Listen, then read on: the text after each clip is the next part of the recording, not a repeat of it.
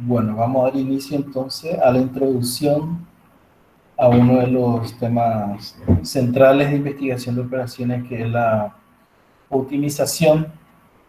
Eh, Esta parte de la clase la voy a basar en el libro Engineering Optimization, cuarta edición del profesor Rao, que ya se encuentra también el enlace a este material en la sección de bibliografías del Classroom. La idea aquí es dar una explicación sobre los conceptos los conceptos básicos de optimización, que son los mismos para todos los tipos de estrategias y esquemas de optimización, por decir así. Entonces, básicamente cuando hablamos de optimización, estamos buscando el mejor resultado entre un conjunto de opciones posibles eh, que están asociados a un problema. Entonces, el hecho de tener un problema planteado implica que existe un conjunto de alternativas asociadas y una de esas alternativas es la que tomamos como solución. Particularmente, existen algunos problemas como de satisfacción de restricciones que normalmente tienen una solución factible y es la buscada. En otro escenario pueden haber muchas soluciones factibles, posibles, válidas, y deseamos encontrar una con ciertas características. Entonces, básicamente, el área de optimización es un área de toma de decisiones en la cual el proceso de encontrar esa mejor decisión o esa mejor solución está basado con conceptos matemáticos. Normalmente se busca maximizar o minimizar alguna medida. Estas herramientas son herramientas que durante el proceso de búsqueda compara alternativas, y las alternativas se comparan a través de alguna medida de calidad. Esa medida de calidad, como veremos después, se llama función objetivo, o se maximiza un valor, por ejemplo, el beneficio, o se busca minimizar alguna medida o alguna figura de calidad como el esfuerzo. Siempre tenemos o maximización o minimización. Y vamos a ver después que este concepto se generaliza luego el concepto de optimización multiobjetivo, en la cual se busca que algunas medidas se maximicen y otras se minimicen simultáneamente. Eso vamos a ver también. Esos son los casos digamos, menos cotidianos. Estamos acostumbrados a maximizar algo o a minimizar algo. Entonces, podemos observar en esta figura una curva una curva parabólica en la cual tenemos en el eje horizontal las X y en el vertical tenemos el valor que asigna la función a cada uno de los valores de la variable X. Por decirlo así.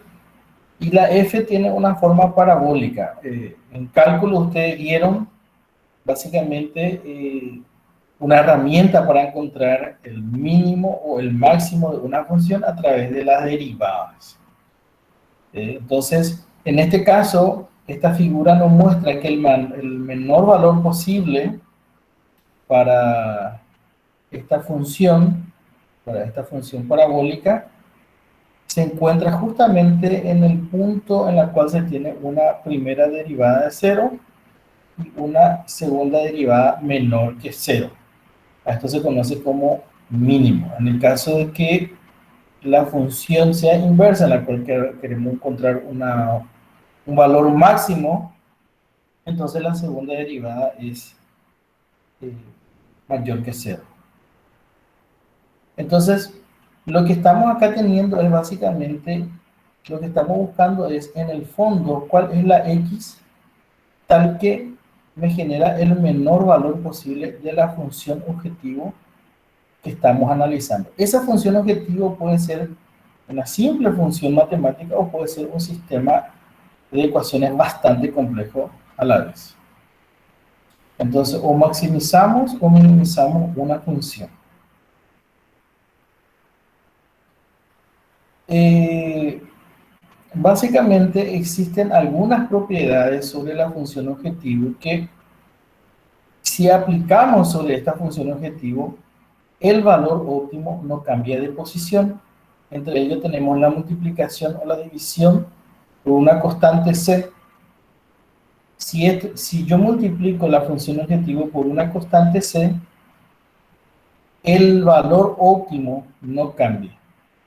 Lo mismo ocurre si yo le sumo o le resto a la función f, a la función matemática, tampoco el valor de esta función no cambia.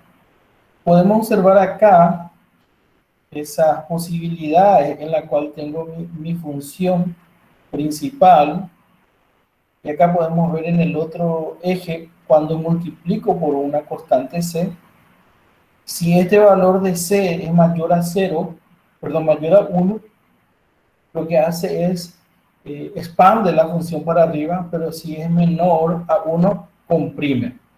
Entonces, en cualquiera de los casos, podemos ver que no traslada la posición de nuestra función objetivo. Por otra parte, no tiene un corrimiento sobre el eje X. Si tiene la función un corrimiento o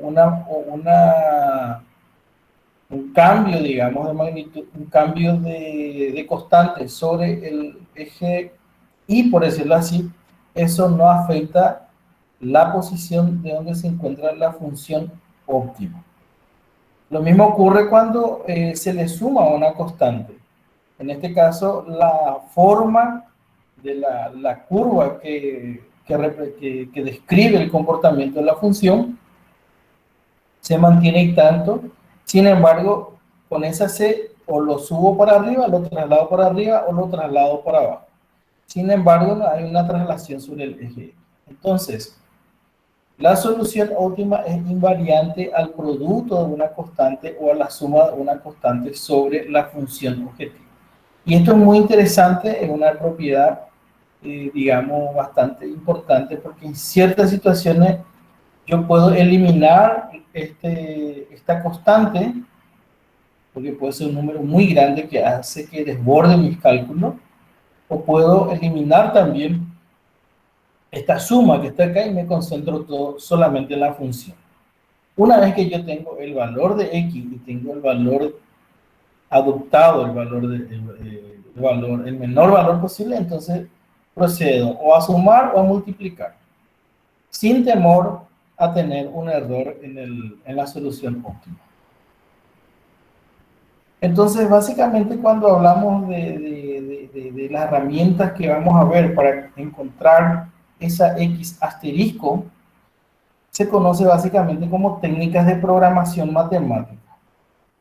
El foco de este curso es comprender una de las primeras técnicas de programación matemática, de las varias que han sido desarrolladas en estos últimos 100 años. Y básicamente podemos decir que la programación matemática es una de las ramas de la investigación de operaciones. Y dentro de esa rama vamos a ver dónde estamos parados después cuando veamos la clasificación. Observemos acá justamente los distintos métodos para digamos, que se puede observar o se puede clasificar los métodos que se encuentran en el área de investigación de operaciones. Por un lado podemos observar la columna a la izquierda, tenemos la programación matemática o técnicas de optimización. En la columna del centro tenemos las técnicas de proceso estocástico y en la tercera columna vemos los métodos estadísticos. Todas estas herramientas siempre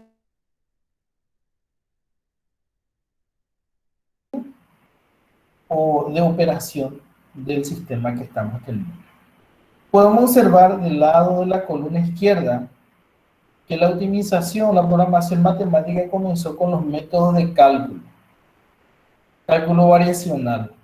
Tenemos la programación no lineal, la geométrica, la cuadrática, la lineal, que es lo que vamos a estudiar en este curso. La programación dinámica, vamos a estudiar investigación de operaciones 2. Programación entera, también vamos a ver en este curso. Programación estocástica, programación separable, no vamos a ver en este curso. Tenemos programación multiobjetivo, que sí vamos a ver una de las técnicas denominada como programación por metas. Después tenemos los métodos de CMP y PER, que sí vamos a ver en este curso. Y teoría de juego vamos a ver en investigación de operaciones. En esta columna, todo esto se conoce normalmente como técnicas de optimización clásica.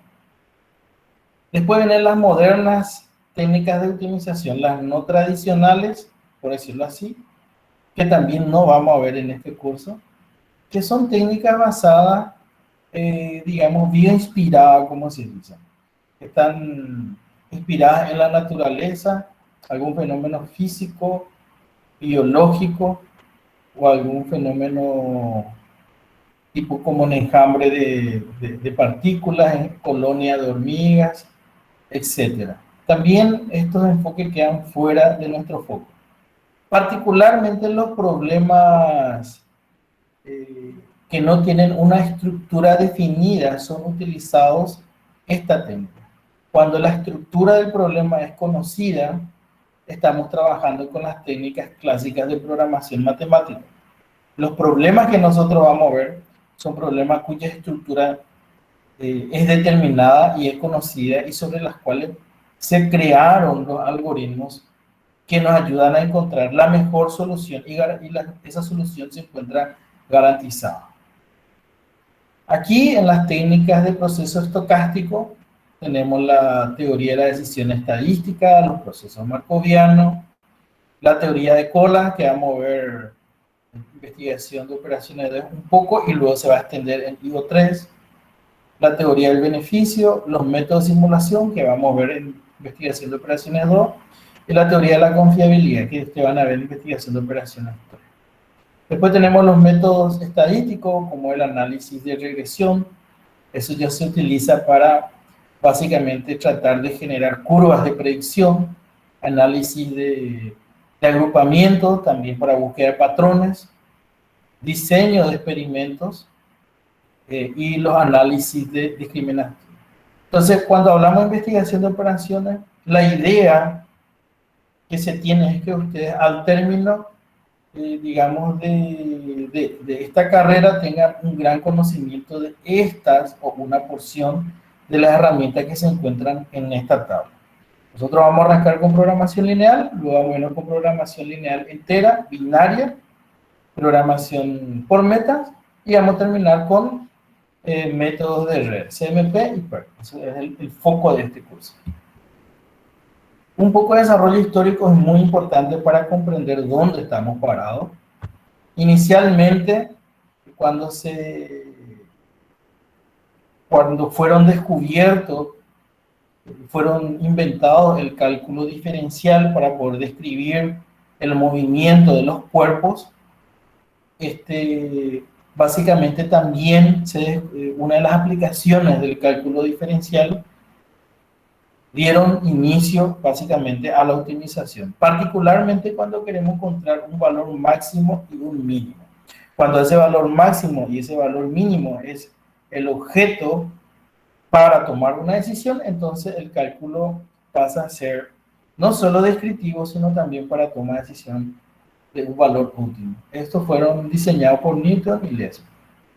Posterior a eso surgieron los cálculos variacionales, en la cual uno de los grandes pensadores, digamos, matemáticos fue Bernoulli, que diseña esta herramienta para la parte de hidráulica. Entonces, encontrar la estructura de un sistema hidráulico, la estructura, digamos, ingenieril para un comportamiento deseado es un problema de optimización. Hoy en día se llevan estas herramientas para diseñar máquinas, por ejemplo. Tenemos el diseño de aeronaves, diseños de sistemas electrónicos. Hoy en día todo lo que es minería de datos, inteligencia artificial, lo tiene a la optimización como herramienta fundamental para lo que es el aprendizaje y el concepto de aprendizaje artificial.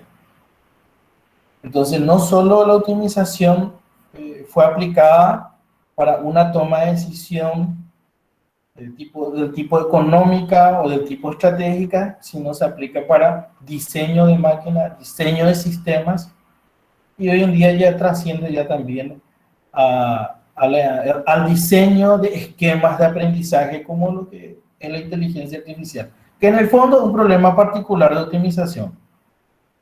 Después no aparecieron los métodos de Lagrange, cuando los problemas comenzaron a tener restricciones. En los dos primeros métodos los problemas no eran el foco encontrar una solución óptima con restricción, pero cuando aparecieron restricciones, entonces los métodos de Lagrange fueron fundamentales. Famoso es cuando la restricción se transforma en una función objetiva, el método lagrangiano. En esos primeros pasos, justamente el encontrar la solución era un paso analítico. Se usaba derivadas, primera, segunda, tercera derivada. Era fundamental que la herramienta, que el problema tenga, sea continuo y digamos, esa continuidad también sea conocida la derivada. Tiene que tener primera, segunda, n derivadas para poder hacer para poder aplicar esta herramienta de cálculo para encontrar el óptimo. Sin embargo, cuando las funciones son muy complejas, o quizás no conozcamos, no podemos encontrar, o no conocemos la derivada de las funciones, entonces ahí Cauchy propone los métodos descendentes, y ahí ya comienzan a aparecer los métodos iterativos. Entonces, la primera generación son los métodos basados en cálculo, que no es iterativo, es basado en primera y segunda derivadas, y después aparecen las técnicas iterativas. Nosotros estamos utilizando o vamos a usar técnicas iterativas para resolver nuestro problema. Sin embargo, estas técnicas del método descendente y demás, sí todavía tienen que utilizar algunos conceptos de derivadas. Y eso fue un paso, digamos, con las técnicas de derivada propuestas por Cauchy, como que la optimización quedó estancada, porque abordar problemas más complejos prácticamente eran inmanejables, impensables.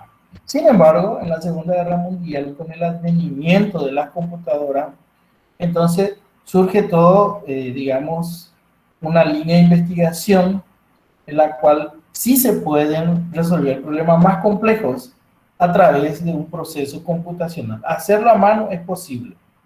El tiempo de encontrar esa solución es impracticable. Pero con el advenimiento del computador fue posible esto.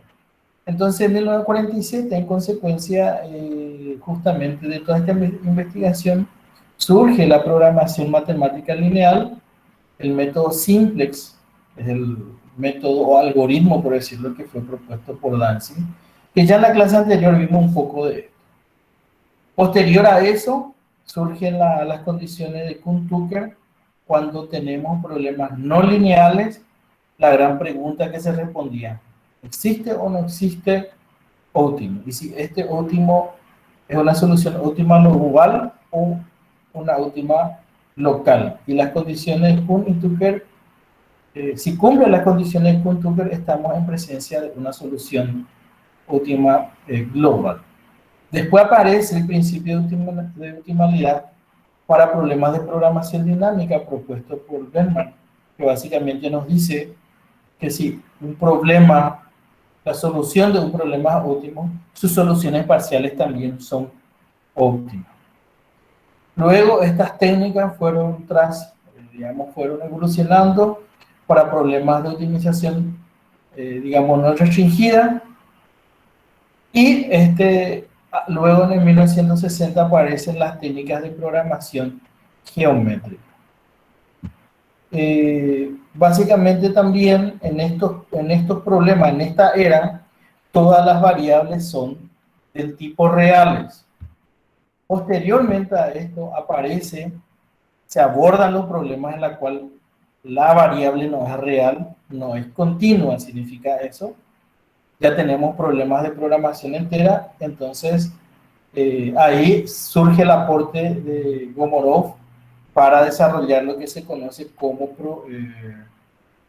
la búsqueda branch and bound, se conoce. Es decir, nosotros cuando vamos a trabajar con programación entera, vamos a utilizar un algoritmo que se conoce como branch and bound, que es básicamente un esquema que tiene por detrás el método simple propuesto por Dantzig.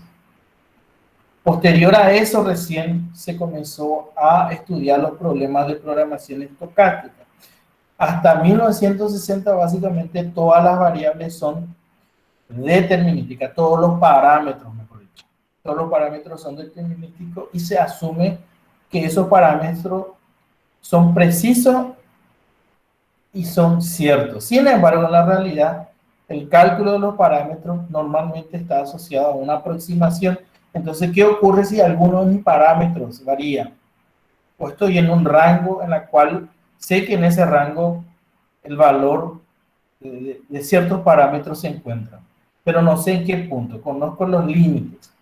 La pregunta es, si la solución que tengo, si variase ese parámetro, ¿qué pasa? ¿Deja de ser óptima? ¿Deja de ser válida? Eso es fundamental a la puesta en funcionamiento de un sistema porque nosotros estamos modelando la realidad. Al poner en práctica nuestro modelo, puede ser que no funcionó. Aunque en el modelo fue perfecto, en la realidad fue totalmente impráctico. Entonces, la programación estocástica es un tema fundamental cuando los parámetros no son ciertos. Y en 1961 también, en la misma época, se aborda el problema de objetivos contradictorios.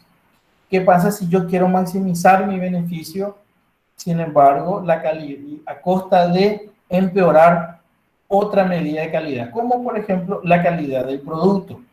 Entonces hay un trade-off, una relación de compromiso entre mejorar una medida a costa del otro. Y entonces busco soluciones intermedias. Como programación matemática surge la programación por meta para abordar este problema de optimización multiobjetivo. Y finalmente surge la teoría de juego como una herramienta de toma de decisión en 1900. Digamos, la teoría de juego fue desarrollada en 1928, pero con la programación matemática desarrollada, estos problemas son resueltos utilizando este tipo digamos, de herramienta que vamos a estudiar. Quiere decir que aunque la teoría de juego fue desarrollada en paralelo con la programación matemática, el problema de teoría de juegos es un problema que sí se resuelve con la programación lineal. Es decir, es un problema de programación lineal la teoría de juegos. Esto vamos a ver también en investigación de operaciones. En cuanto a los métodos modernos de optimización, el gran problema que les mencioné es que en todo lo que se mencionó, en toda la tonelada de investigación que vino para atrás, había una condición fundamental que es el conocimiento de la estructura o geométrica o algebraica del problema abordado. Sin embargo, existen muchos problemas en los cuales no se conoce de antemano cuál es esa estructura. Surge así las técnicas que se conocen, técnicas de optimización no tradicionales, pero, por ejemplo, en el Congreso de Computación Evolutiva se les conocen como técnicas de optimización de caja negra. ¿Por qué dicen caja negra? Porque el problema no lo conozco, no puedo internamente conocer cuál es su estructura. En los problemas, en las técnicas clásicas podemos decir que son técnicas de optimización de caja blanca, porque sí conocemos la estructura del problema. Justamente en esta semana voy a comenzar a dar un curso sobre algoritmo genético y enjambre de partículas también, para ese tipo de problemas. Vamos a pasar entonces al enunciado de forma general de un problema de optimización. Tenemos entonces, la idea fundamental es que yo quiero hallar un vector de solución que minimiza una función objetivo, sujeto a m restricciones de tipo G y L restricciones de tipo P. Normalmente estas restricciones son de tipo de desigualdad y la L son de tipo igualdad. Cuando tenemos igualdades estamos hablando de ecuaciones y cuando tenemos desigualdades estamos hablando de inecuaciones. Entonces, X es un vector de diseño. En algunos problemas más complejos, en realidad la X tiene dos componentes, el de diseño y el operativo. Nosotros vamos a ver indistintamente en este curso que en algunos casos va a ser de diseño y en otros casos es operativo. ¿Qué significa diseño? Por ejemplo, el instalar una planta, instalar digamos, quiero ubicar en algún lugar un objeto. Si fuese una construcción, determinar dónde voy a ubicar, por ejemplo, un hospital. Por ejemplo, voy a ubicar un negocio. En este caso, la variable es una variable de diseño porque me indica, o sea, porque una vez que yo ejecuto esa decisión, no lo puedo cambiar. Cuando mi variable está asociado a escenario, por ejemplo, voy a decir, vamos a determinar la flota de un vehículo. ¿Cómo va a ser el recorrido de un vehículo esta semana? Y la otra semana es distinta. Entonces son mis variables operativas. Yo puedo tener la X asociada a la primera semana, a la segunda semana y así sucesivamente. La ejecución de la toma de decisión definida por esa variable, sí va a cambiar en el tiempo, puede cambiar en el tiempo. Entonces en ese caso son vectores de operaciones o variables de operación. En el otro caso son variables de diseño. F de X es la función objetivo, es una medida de calidad, una medida de utilidad en algunos casos, que me describe la digamos... Profesor, te escucha entrecortado, no se te escucha bien. Hola, ¿y aquí ahora? Hola. Compañera, a vos se te escucha entrecortado, al profe se le escucha bastante fluido. Sí, Gaby, para mí que es tu internet nomás. Ok, perfecto. Seguimos entonces. La función objetivo puede ser algo muy simple como algo bastante complejo. Cuando hablo de muy simple puede ser como una función cuadrática y cuando hablo de algo muy complejo puede ocurrir que puede ser, por ejemplo, el diseño de una nave. Por ejemplo, puedo yo determinar el comportamiento, voy a querer determinar el mejor comportamiento, por ejemplo, de un sistema hidráulico. En esas situaciones, la función objetivo, no hay una función matemática que defina concretamente la estructura de la función. En esas situaciones normalmente se opta por tener una simulación de la estructura diseñada o definida por la variable X. Esas son situaciones en las cuales hablamos de optimización basada en simulación. También queda fuera de este curso.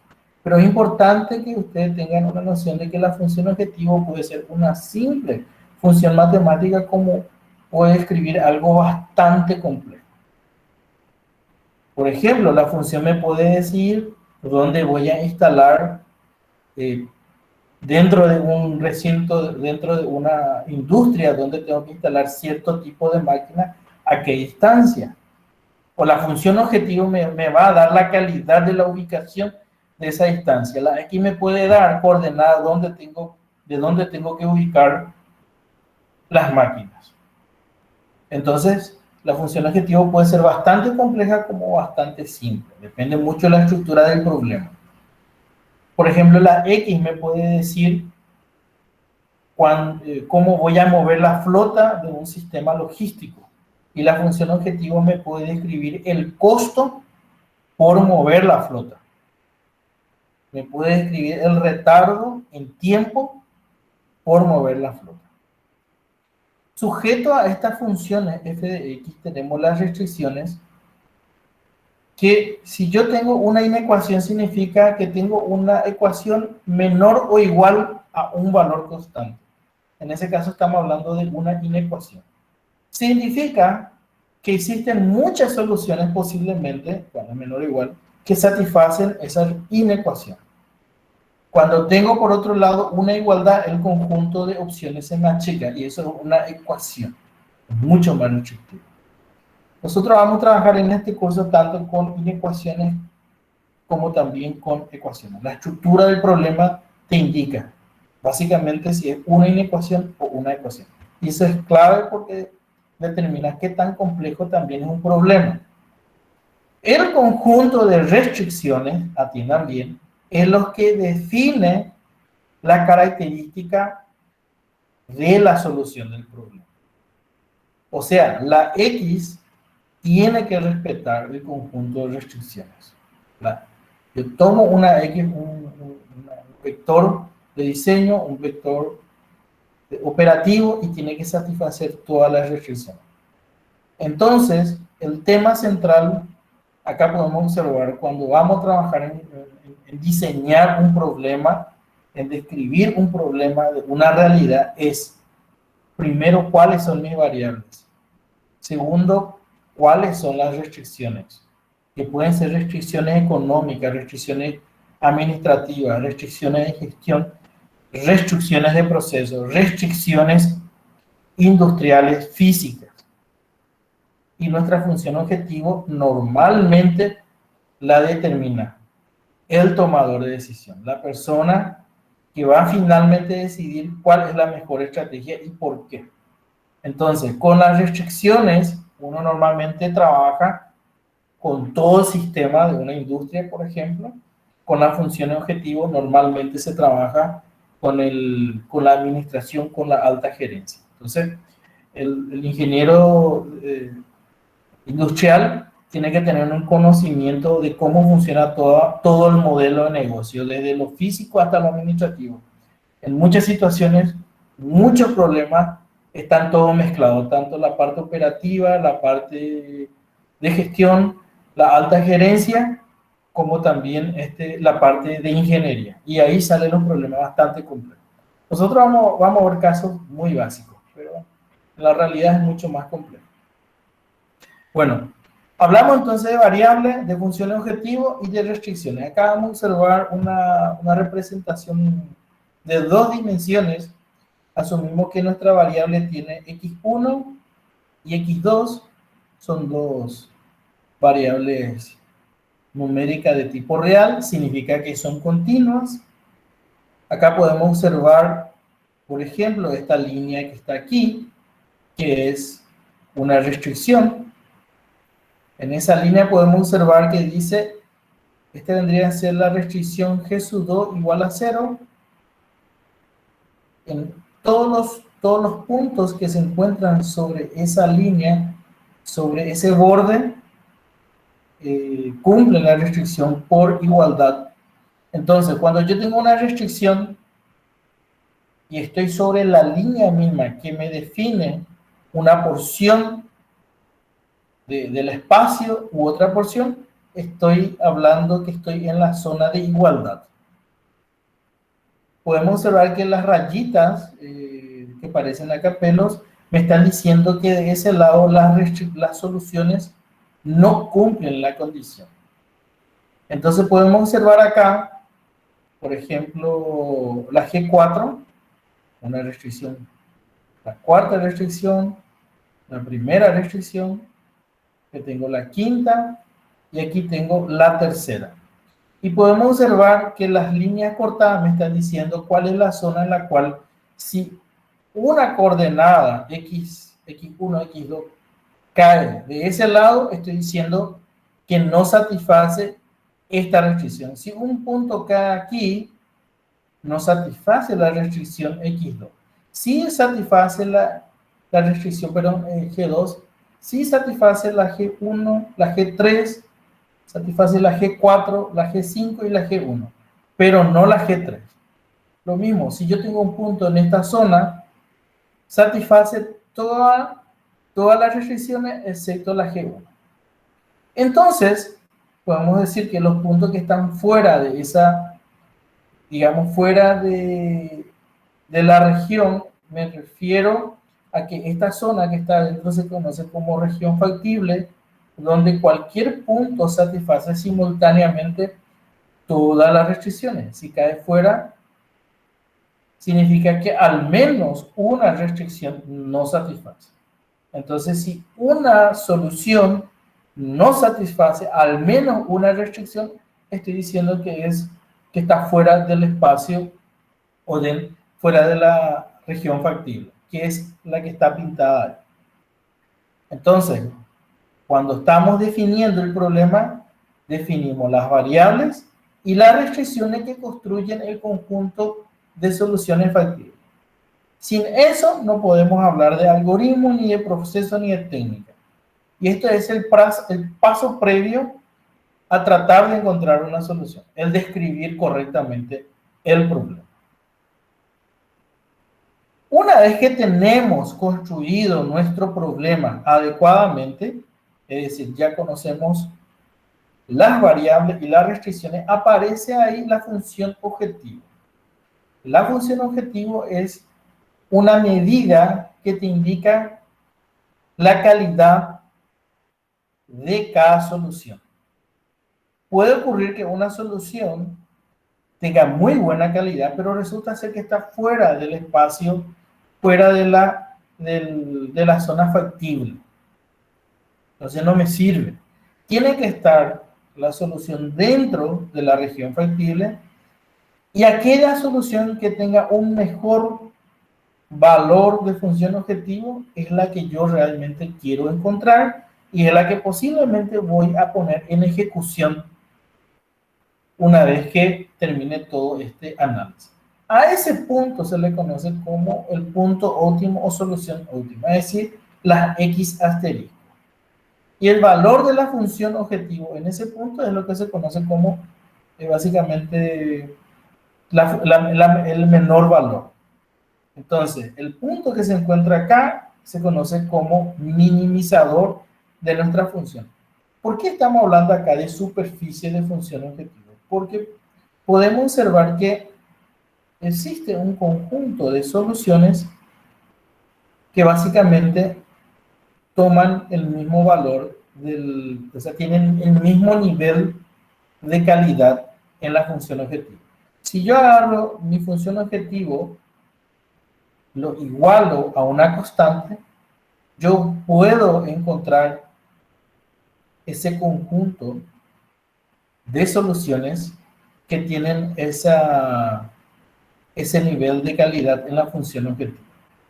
Y de esa línea, o ese subconjunto de soluciones, un conjunto de ellos puede estar dentro de la región factible o fuera. Por ejemplo, acá, con f igual a c1, prácticamente todas las soluciones están en una región infactible. Con f igual a 7, podemos ver que una porción de las soluciones del conjunto de soluciones que adoptan, cuya función objetivo es igual a C7, están fuera y otros están dentro de la región factible. En este caso podemos ver en este ejemplo didáctico como el valor C1 es menor a C2 y así sucesivamente a C7. Si yo quiero maximizar mi función objetivo, yo buscaría aumentar este valor y me voy a alejar hacia allá hasta llegar a este punto. En este caso le llama punto óptimo a este punto porque básicamente aquí se encuentra el punto, la solución que me genera el menor valor de función objetivo. Yo quiero encontrar yo estoy minimizando. Entonces podemos encontrar que existe un solo punto dentro de la región factible y que me genera el menor valor posible en mi función objetiva. Vamos a ver que si fuese esta una línea recta, puede ser que tenga más de una solución factible. Es más, puedo tener infinitas soluciones factibles que son minimizadoras en ciertos escenarios. Podemos observar acá, en este ejemplo gráfico, que en realidad mi función objetivo es una parábola de 2 dimensiones que cuando se proyecta sobre el plano estamos obteniendo este tipo de figura. Y esta es básicamente, en este caso estamos en este ejemplo, no vemos ninguna restricción, estamos hablando de problemas no restringidos y acá estamos hablando de problemas con restricción. Esa es la idea central. Podemos observar que si yo estoy en este punto y me alejo, básicamente la función objetivo, que en este caso está descrito por z, y acá le llamo f, comienza a aumentar. Pero si me acerco hacia acá, comienza a disminuir hasta un punto. Si me vuelvo a alejar de esa coordenada, comienza a aumentar. Y el objetivo de los algoritmos es básicamente moverse sobre esta superficie y cuando se encuentran en el punto óptimo, paran. ¿Cómo saben que paran? Porque cualquier movimiento en la vecindad de este punto implica un empeoramiento. Si yo quiero minimizar ese punto que está ahí, es el menor valor. Cualquier movimiento me genera un valor que es más pobre del punto que yo estoy teniendo acá. En este caso quiero minimizar. Me muevo a un costado y va a ser un valor mayor. Esa es la idea central de los algoritmos de optimización. Moverse sobre una región factible y parar cuando ya no pueda seguir mejorando la medida de calidad. En este caso está dado por una parábola de 2 dimensiones. Sin embargo, se observa el plano para nuestra explicación. Entonces, vamos a hablar sobre la clasificación de problemas de optimización. Nosotros vamos a trabajar sobre un subconjunto de ellos, pero es importante saber cuáles son. Tenemos entonces los problemas restringidos y no restringidos. En este ejemplo, no tenemos ninguna restricción, no tenemos ningún corte del espacio de las variables. Entonces estamos en un problema no restringido. Y en un problema restringido puede ser que exista alguna línea, la restricción puede ser determinada por una inecuación o una ecuación, como ya vimos anteriormente, que me genera de todas las posibilidades, digamos, me genera una pequeña porción en la cual yo lo denominamos, como ya vimos, como espacio factible, y solamente en ese espacio factible a mí me interesa encontrar la solución óptima. Por otro lado, también podemos hablar sobre la naturaleza de la variable de diseño. ¿Qué quiere decir esto? Acá tenemos dos situaciones. Si las variables son estáticas o las variables son dinámicas. Si mis variables son estáticas, significa que no dependen del tiempo esas variables, sino que una vez que yo tome el valor de esa variable no queda inmutada y la estructura del problema no cambia. Puede haber situaciones en las cuales cuando tengo un problema, esa variable puede cambiar en el tiempo su valor o puede cambiar en el espacio también su valor. Entonces estamos en un problema de trayectoria, justamente. Entonces, nosotros en este curso nos centraremos en problemas de optimización estática. Entonces el problema recibe parámetros. Pero si los parámetros cambian en el tiempo, estamos hablando de trayectoria. Es un parámetro dependiendo del tiempo. Después también podemos hablar sobre la estructura del problema. Y en este caso, hablamos de problema de control óptimo y problema de control no óptimo. En este caso, lo que está ocurriendo, el problema es muy similar al problema de programación dinámica, pero los cambios son discretos y yo puedo, para cada escenario conocido, determinar una solución óptimo. En el caso del cohete, lo que se sabe es que en ciertos puntos yo tengo el peso de este vehículo aéreo. Entonces, para cada posición en la trayectoria que va subiendo, dependiendo de la cantidad de combustible, yo voy tomando un ajuste de las variables de control. Este tipo de problemas quedan fuera de nuestro foco. Después también podemos hablar sobre los basados en la naturaleza de las restricciones. Tenemos la programación lineal, vamos a ver qué significa eso. No lineal, geométrica y cuadrática. Nosotros en este curso nos centramos en los problemas de programación lineal. Problemas de programación no lineal, vamos a ver un poco en investigación de operaciones de texto.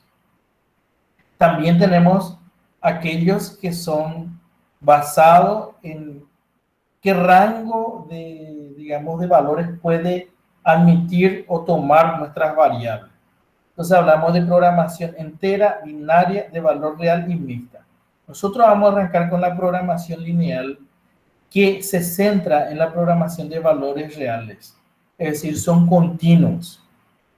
Después vamos a ver problemas de programación entera y binaria también. Binaria es cuando la variable toma valor 0 o 1, que son usados para toma de decisión, donde 1 significa sí y 0 significa no. Por ejemplo, tomo este camino sí o no. Entonces mi variable me va a decir 0 o 1. Y después también tenemos los problemas de programación mixta, en la cual algunas variables son de tipo real y otras son entera o binaria. Ese tipo de problema también vamos a ver. Es también foco de este curso. Podemos hablar también sobre los basados en la naturaleza determinista de las variables. Si la programación es estocástica o si la programación es determinista. En este caso, puede ocurrir que ciertos parámetros, como ya hablamos anteriormente, ya mencioné brevemente, puede ocurrir que yo no conozca el verdadero valor, pero sí puede ser que yo tenga un promedio y una varianza, en la cual ciertos parámetros del problema, o quizás todos los parámetros del problema, se encuentren. En la realidad son estimaciones, pero es fundamental medir que si hay alguna variación leve o dentro del rango, digamos, que se alejen de ese valor medio, ¿qué ocurre ahí? ¿Sigue siendo válido mi problema o no? Nosotros en este curso vamos a ver solamente los problemas de programación determinística. Asumimos que nuestras variables son precisas y que no van a variar en el tiempo. En consecuencia, nuestras decisiones van a ser correctas. Los basados sobre separabilidad de las funciones. Los problemas de programación son separables o no separables. Se refiere acá a la función objetivo. Puede ocurrir que yo tenga un problema que no lo puedo observar en dos pedazos. En consecuencia, yo no lo puedo resolver en forma parcial. Los problemas de programación lineal que vamos a ver nosotros son del tipo separable. Yo puedo sumar dos funciones objetivo, puedo resolver cada función objetivo o porciones de la función objetiva en forma separada. Después tenemos los basados en número de funciones objetivos. Si tengo uno o más de una función objetivo. ¿Y por qué se distingue eso?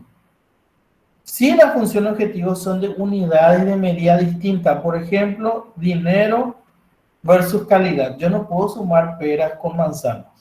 Cuando estoy en presencia de esa situación y ambos criterios quiero optimizar, entonces estoy hablando de un problema de programación multiobjetivo. Dentro de ese conjunto de problemas de programación multiobjetivo puede ocurrir que algunos de esos objetivos son contradictorios versus el otro. Puede ocurrir que no.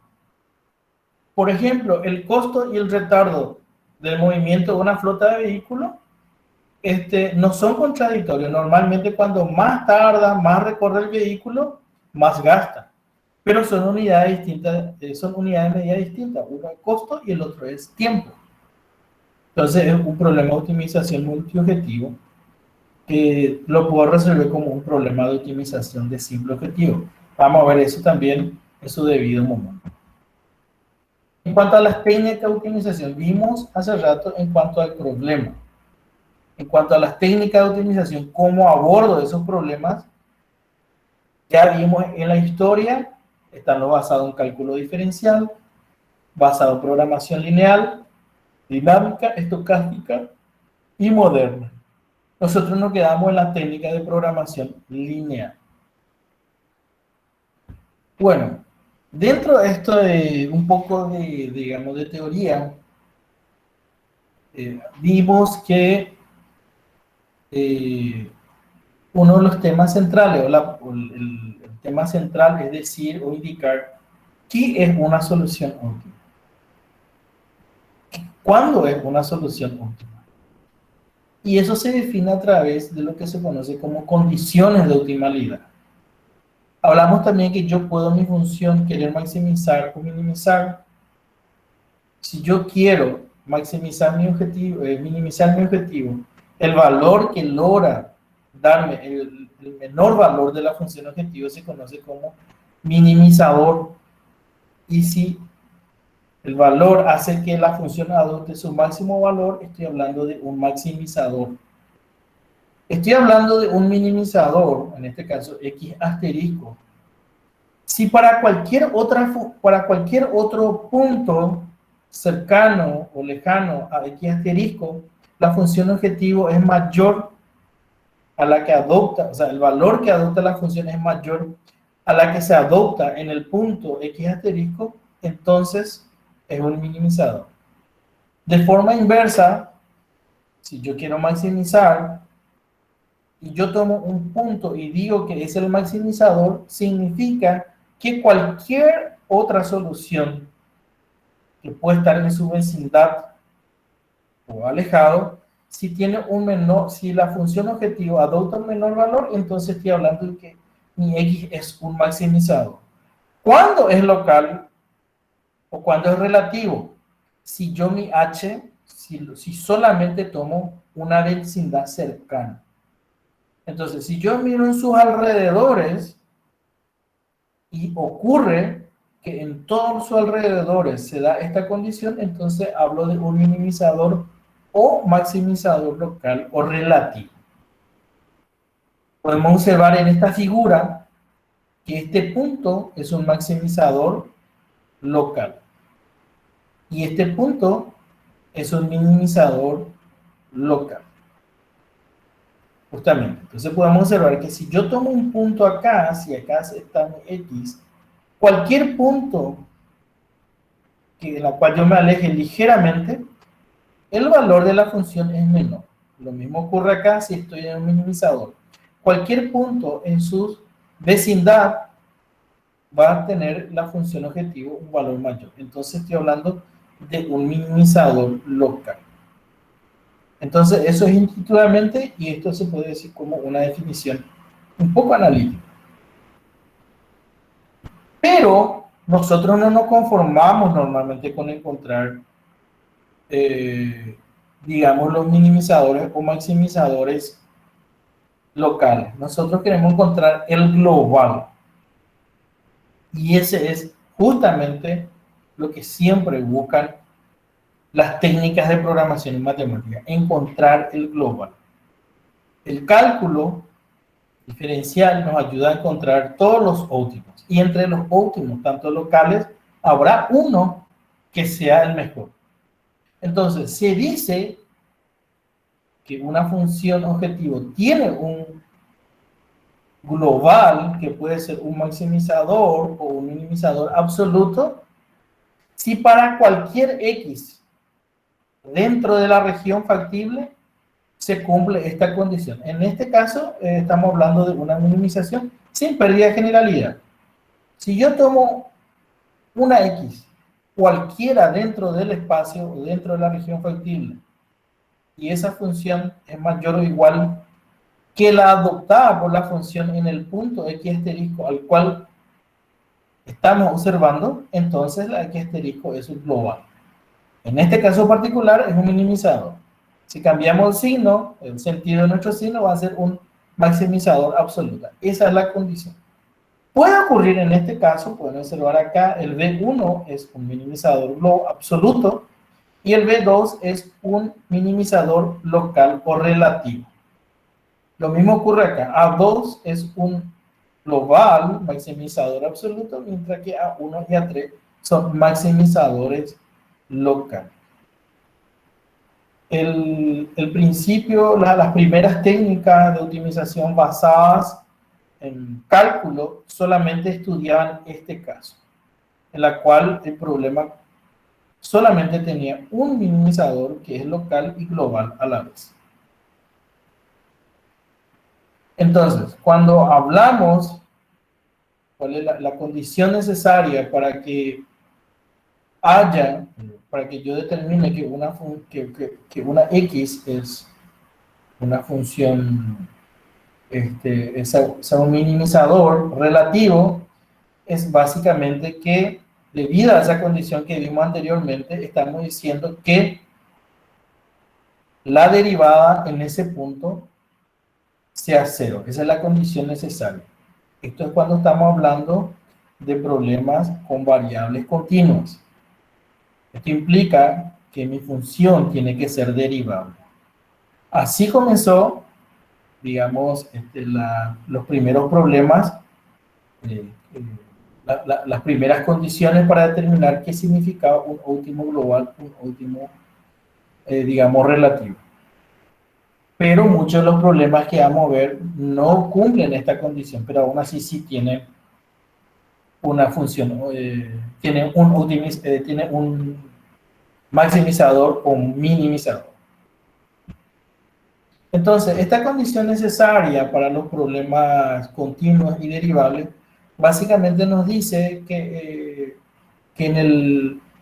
aplicando acá el límite de la derivada en las inmediaciones, o sea, aplicando esta definición de la derivada basada en límites, se deduce que en las inmediaciones básicamente cualquier punto que se aleja del último global, la función objetivo es, digamos, mayor cuando estoy queriendo minimizar.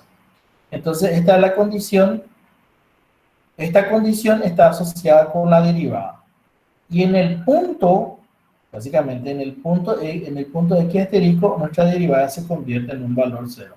Pero me alejo de ese punto y mi derivada deja de ser cero. Si yo estoy en un minimizador, mi derivada es positiva. Si estoy en un maximizador, la derivada en X asterisco H es positiva. Eso es lo que estamos viendo en estas condiciones asociadas, digamos, a las condiciones necesarias para que yo diga que ese punto es o no es un punto óptimo. Sin embargo, esta teoría clásica para determinar las condiciones necesarias de que un punto sea óptimo, las condiciones necesarias de optimalidad, falla cuando mi problema tiene cambios. Es decir, cuando mi problema no tiene derivadas, ¿qué ocurre? Y no me dicen nada. Y la realidad que mucho, por no decir la gran mayoría de los problemas, en realidad tienen este tipo de condiciones, que sí tienen un óptimo, pero las condiciones de optimalidad para variables continuas y funciones derivables no pueden ser aplicadas. Acá tenemos un caso particular en el cual el punto sí tiene una derivada. La primera derivada es nula, sin embargo necesito una segunda derivada para determinar si es máximo o mínimo un punto de inflexión. Entonces lo anterior fue una condición básicamente necesaria, que la primera derivada sea nula, y acá tenemos la segunda condición, que es la segunda derivada, o sea máxima, o sea mínima, para determinar si es un maximizador o un minimizador, y si es cero la segunda derivada, entonces estamos en un punto de inflexión. Entonces la condición suficiente me dice que la segunda derivada tiene que ser, o la enésima derivada, en el caso que no se puede calcular las primeras, tiene que ser mayor a 0 para n si es par, menor a 0 para n, para n si es impar, para que sea perdón, tiene que ser mayor a 0 o menor a n, menor a 0 mi enésima derivada con n par para determinar si es un máximo o un mínimo. Y si mi n es impar, entonces no es ni máximo ni mínimo, sino es un punto de inflexión. Entonces acá ustedes estamos viendo un breve repaso de lo que ya vieron en cálculo sobre el teorema de Taylor, que nos ayuda a, digamos, a una función bastante compleja, a dividirlo en lo que a mí me interesa y algo que no me interesa, que se conoce como residuo, y eso se utiliza para, como demostración de la condición suficiente de que el punto es o no un punto óptimo. Entonces, con Taylor podemos determinar que básicamente la enésima derivada, cuando n es par, si es un valor mayor a 0, entonces es un minimizador, y si es menor a 0, entonces es un maximizador relativo. Si solamente existe un maximizador relativo o un minimizador relativo, entonces ese punto se vuelve un valor, un maximizador o minimizador global respectivamente. Bueno, entonces, con esta primera parte damos un inicio a las condiciones de qué es un problema de optimización. Vimos los aspectos básicos en la formulación, determinamos los tipos de problemas de optimización, los tipos de técnicas de optimización, y vemos algunas condiciones básicas matemáticas para los problemas que caen dentro de la categoría de problemas basados en cálculo variacional. Pero incluso estamos viendo algunos ejemplos que algunos problemas con variables continuas tampoco no se pueden aplicar estas técnicas. Entonces, la condición necesaria y suficiente para que exista o no exista un minimizador o maximizador relativo, solamente se pueden aplicar a un conjunto restringido de problemas.